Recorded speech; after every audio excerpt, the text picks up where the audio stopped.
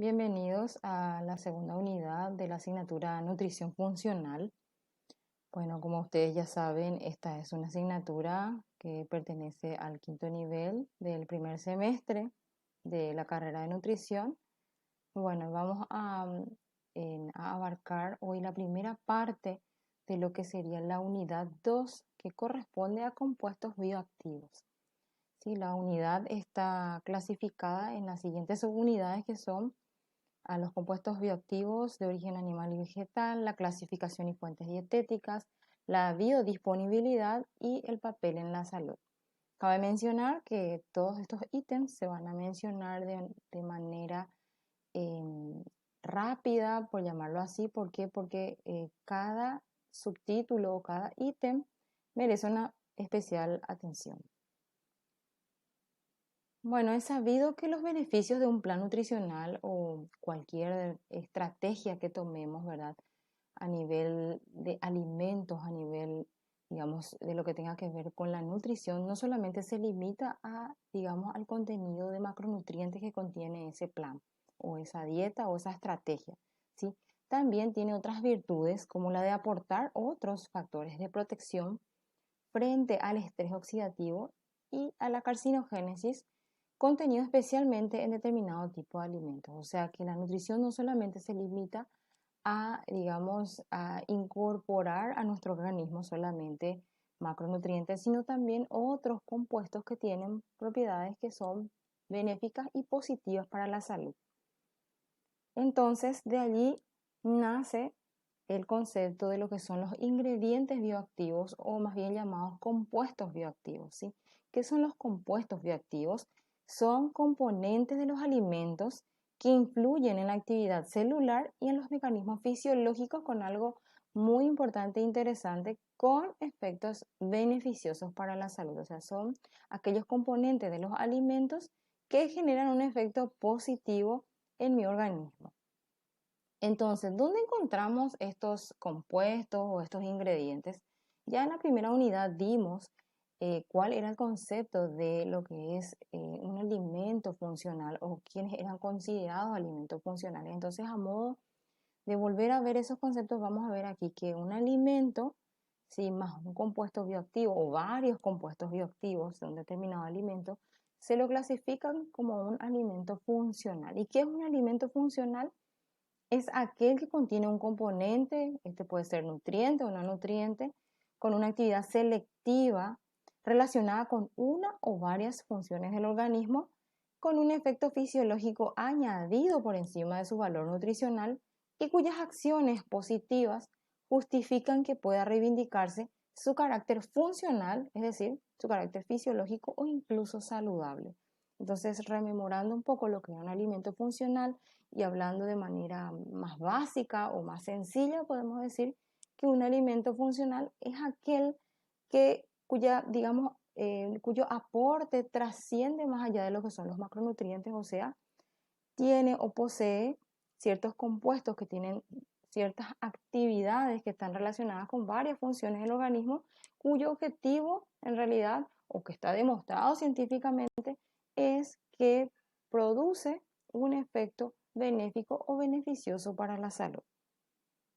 Entonces, siguiendo con la unidad, vamos a ver que estos compuestos bioactivos o también alimentos funcionales, ¿verdad? Que podemos llamarlo alimentos funcionales ya cuando hablamos en sí del alimento más ese componente o ese compuesto bioactivo, cumplen funciones en el organismo tales como, por ejemplo, una mejora en los mecanismos de defensa biológica, en la prevención o en recuperación de algunas enfermedades específicas, también en el control de las condiciones físicas y mentales, y también retardo del proceso de envejecimiento. Cabe mencionar que estas son una de las cuantas funciones que cumplen los alimentos funcionales, ¿sí? Y cuando hablamos de alimentos funcionales nos vamos a abocar directamente a los compuestos bioactivos, ¿verdad? Que forman parte de ese alimento y que lo convierte en un alimento funcional. Vamos a ver aquí que la clasificación, en realidad hay varias clasificaciones. Si vamos a detenernos en lo que respecta al origen, podemos hablar de que los compuestos bioactivos se encuentran en alimentos tanto de origen vegetal como de origen animal. Ahora, ¿cuál es la diferencia entre las de origen vegetal y de origen animal? Obviamente tenemos la naturaleza y por otro lado que, digamos, si bien existen digamos, en alimentos de ambos orígenes los compuestos bioactivos, la mayoría o la gran variedad de los ingredientes o compuestos bioactivos se encuentran en los fitoquímicos, es decir, en alimentos de origen vegetal. Eso es para tener en cuenta de que si bien también tenemos en alimentos de origen animal, la gran mayoría se encuentran en los alimentos de origen vegetal y aquí vamos a ver quiénes ingresan dentro de esto, los fitoquímicos, y vamos a hablar detenidamente de los compuestos aquí fenólicos, azufrados y los terpenoides, que son tres grandes familias de las cuales, digamos, se desprenden estos, o a las cuales pertenecen en este caso los compuestos bioactivos. Y en el caso de los de origen animal, tenemos a los lípidos bioactivos, a los péptidos bioactivos y a los micronutrientes, que también ingresan dentro de este grupo. Bueno, cuando hablamos de compuestos bioactivos y haciendo la salvedad de origen vegetal, ¿sí?, se entienden también que estos son no nutrientes y por tanto no son esenciales para la vida. Vamos a ver por qué se dicen que son no nutrientes y no esenciales para la vida, ¿sí?, pero que están presentes en pequeñas cantidades en alimentos de la dieta habitual, ¿sí? Entonces, si bien son no nutrientes, se los considera importantes, ¿sí? Cuando hablamos de no nutrientes estamos hablando de que no son esenciales, como lo es en el caso de, por ejemplo, de ciertos lípidos bioactivos, que son los de origen vegetal, que sí son esenciales para la vida. Entonces, haciendo la salvedad, acá hablamos de compuestos bioactivos de origen vegetal. Y desde el punto de vista químico, podemos decir que estos compuestos bioactivos de origen vegetal son de origen diverso y con mecanismos de acción diferentes. ¿Y dónde están centrados sus efectos? Se centran realmente en la prevención de enfermedades crónicas no transmisibles. Cuando hablamos de enfermedades crónicas no transmisibles nos referimos a la obesidad, a la diabetes, a la hipertensión, a enfermedades cardiovasculares, ¿sí?, enfermedades que se pueden prevenir. Bueno, ahora vamos a ver otra clasificación, ¿sí?, que es cuál es la clasificación en realidad de los componentes alimentarios según su funcionalidad. Y aquí se clasifican en 5 categorías. Vamos a ver aquí a los nutrientes, ¿sí? Tenemos a los probióticos, a los prebióticos, a los simbióticos y a los no nutrientes o compuestos bioactivos que hablamos que eran los de origen vegetal. Es como que se mezclan un poco las clasificaciones en realidad, porque cuando hablamos de origen según naturaleza podemos decir vegetal y animal, pero aquí hablamos según su funcionalidad. Entonces aquí se vuelven a clasificar en 5 categorías. Hoy nosotros vamos a ver un pantallazo de lo que serían los no nutrientes, ¿sí?, y van a merecer atención especial, digamos, cada clasificación en diferentes clases. ¿Por qué? Porque dentro de los nutrientes, por ejemplo, tenemos a los compuestos, a los lípidos bioactivos, a los péptidos bioactivos, que estos sí son esenciales, también a los probióticos, que no se los puede clasificar en origen animal y vegetal. ¿Por qué? Porque pertenecen precisamente a otro reino. Los prebióticos, que también es como que, bueno, podríamos incluir dentro de los de origen vegetal, pero se sabe que los prebióticos también son muy importantes, no podemos decir no son esenciales, entonces por ello que también vamos a ver una clase especial para esto, los simbióticos, que ya es una sinergia entre los probióticos y prebióticos, y como vemos aquí en color azul, los no nutrientes compuestos bioactivos, que es donde hoy vamos a detenernos.